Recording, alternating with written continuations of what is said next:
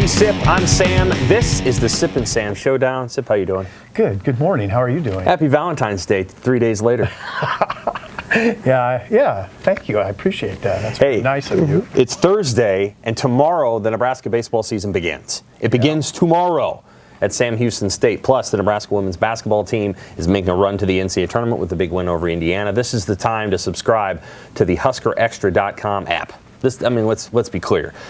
Nebraska baseball is a big deal. They were picked just today to win the Big Ten. They've sold out all of their reserve seats. This is going to be a fun story to follow. We're going to have tons of coverage on the app about this particular team over the next 3 months, and they have a chance. We'll talk about this in a second. They have a chance to make a College World Series run. So subscribe to HuskerExtra.com. Get the app. You can customize it if you just want to look at baseball or just women's basketball. You'll be able to do that. And, of course, spring football coming up here in, oh, my God, 2 weeks.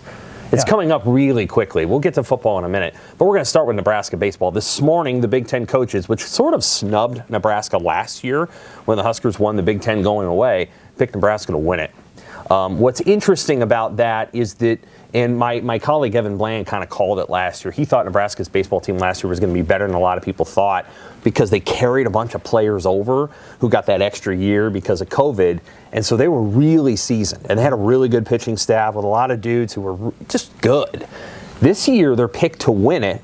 In some ways, they lost some of their marquee players, and yet there's a presumption and an excitement around the program that they're going to be even better than they were last year when they took Arkansas to the limit in the regional. It's a little scary because I would start with the pitching situation. What do you have for instance, what do you have on the front end? High end players, yes. Your Friday starter, right. Your Saturday starter. It's going to be Kyle Perry and Shea Shanneman, and that's good, but if you're going to win the Big Ten, if you're going to make a CWS run, it's not about being good in those spots. It's about being elite in those spots. Hey, Husker fans. For the full episode of the Sip and Sam Showdown, visit HuskerExtra.com and subscribe today.